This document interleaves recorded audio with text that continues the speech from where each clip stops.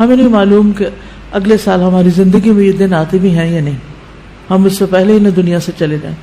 اس لیے بہت ضروری ہے کہ ان 10 دنوں کی پلاننگ کریں کہ ہم نے کیا کیا کرنا ہے.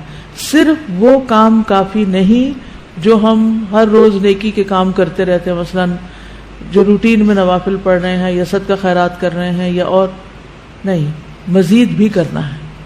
صحابہ ان دنوں میں انتھک محنت کیا کرتے تھے.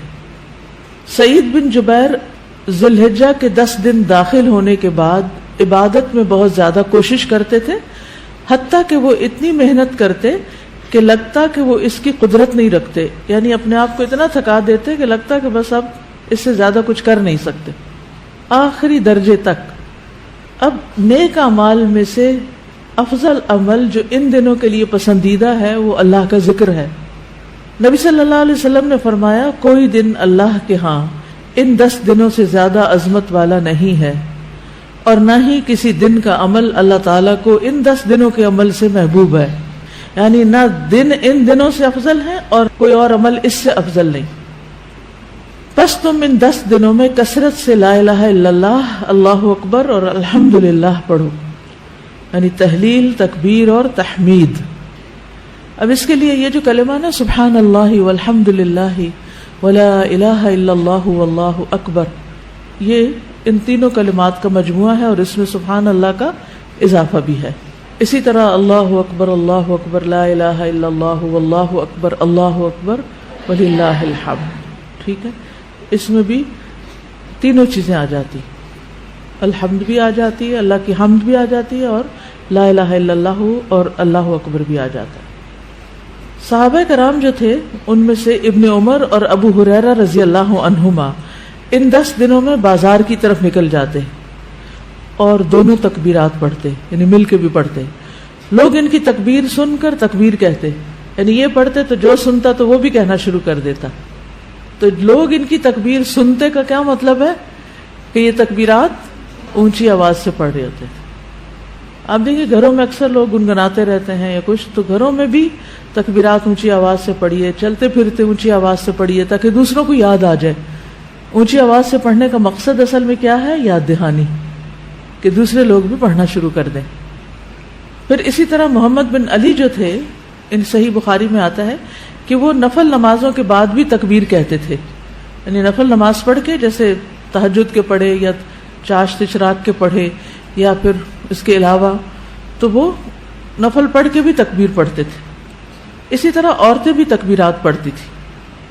ابن عمر منا کے ان دنوں میں نمازوں کے بعد بستر پر، راستے میں اور دن کے تمام ہی حصوں میں تکبیر کہتے، یعنی وہ ہر موقع پہ کہتے. انہوں نے صرف نفل کے لیے خاص نہیں کیا تھا، یہ صرف بازار کے لیے نہیں بلکہ بستر پہ بھی کہتے اور راستے میں بھی اور خیمے میں بھی اور ہر جگہ.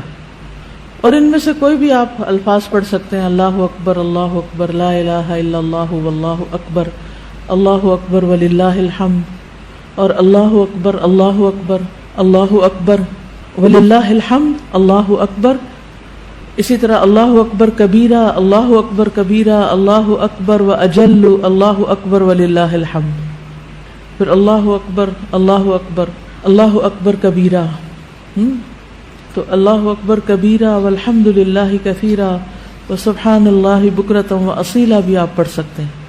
ٹھیک ہے، آخر میں اللہم اغفر لی بھی کہہ سکتے ہیں. دوسرا اہم کام جو ان دنوں میں کرنے کا ہے وہ 9 ذی الحجہ کا روزہ ہے. اس روزے کی خاص فضیلت ہے جس سے انسان کے گناہ معاف ہوتے ہیں، اور یہ دن 1 سال گزرے ہوئے اور 1 سال آنے والے گناہوں کا کفارہ بنتا ہے. لیکن اس کے علاوہ بھی آپ باقی دنوں میں روزے رکھ سکتے ہیں. خاص طور پر جن کے رمضان کے روزے رہتے ہوں وہ ان دنوں میں قضا کر لیں. جو شوال میں نہیں کر سکے، ذوالقعدہ میں نہیں کر سکے، اب ذوالحجہ میں کر لیں. اجر کا اجر ہے اور اپنے فرض کی ادائیگی بھی ہو جائے گی. شوال کے روزے تو الگ الگ رکھنے پڑتے ہیں، لیکن یہ آپ ملا کے بھی رکھ سکتے ہیں، کیونکہ ان پہلے 8 دنوں کے روزے کو مخصوص نہیں ہے. یہ ہم نفلی روزے ثواب کی خاطر رکھتے ہیں، لیکن اگر قضا رکھ لیں تو بہت اچھا ہے. اور ان دنوں کا سب سے افضل عمل قربانی ہے. اقوال میں تسبیحات ہیں، افعال میں قربانی. تو مجھے امید ہے کہ آپ سب نے قربانیوں کا بندوبست کر لیا ہوگا.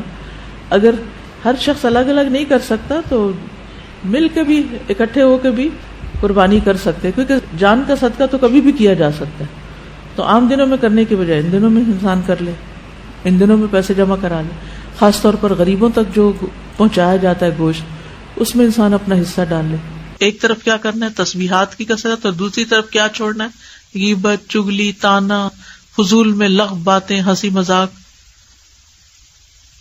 اپنے شر سے دوسروں کو محفوظ رکھنا، اپنی زبان سے دوسروں کو اذیت نہیں دینا، بدگمانی، تجسس، ٹوہ نہیں لگانا، آر نہیں دلانا، نفرت و بغض نہیں کرنا، ظلم نہ کرنا ہے نہ ہونے دینا ہے، کسی کو بے عزت نہیں کرنا، آر دلانا اور تانا دینے والی عادتوں کو چھوڑنا ہے. ٹانٹنگ وہ جو عادتیں ہوتی ہیں نا، ان کو بھی چھوڑنا ہے.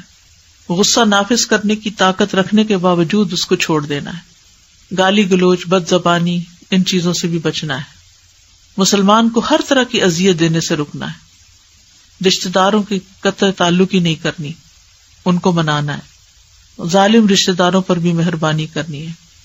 اپنے شر سے پڑوسیوں کو بچانا ہے. اپنے ایمان کی تجدید کرنی ہے. صبر اور عفو درگزر کرنا ہے. اچھا اخلاق اختیار کرنا ہے. اول وقت پہ نماز پڑھنا ہے. قیام لمبا کرنا ہے. ہو سکے تو تہجد پڑھنا ہے. روزہ رکھنا ہے. حج کے لیے تو چلے گئے ہیں لوگ، ہو سکے تو حج کرنا ہے. مالی صدقات میں اپنے اہل و عیال کی ضروریات پوری کرنا. ناراض رشتہ دار کو تحفہ دینا. اپنے بہن بھائیوں کی یا اپنے دوستوں کی ضروریات پوری کرنا. پانی پلانا. ایسا صدقہ جو خود کو محتاج نہ کرے کسی کا. ناراض لوگوں کو آپس میں صلح کرانا. کسی کو خوش کرنا، کسی کی پریشانی دور کرنا. پھر اپنے نفس اور خواہش سے جہاد کرنا. لوگوں کو اپنی برائی سے محفوظ رکھنا. اور صدقے خیرات میں کھانے پینے اور دیگر چیزوں کے علاوہ اچھی کتابیں،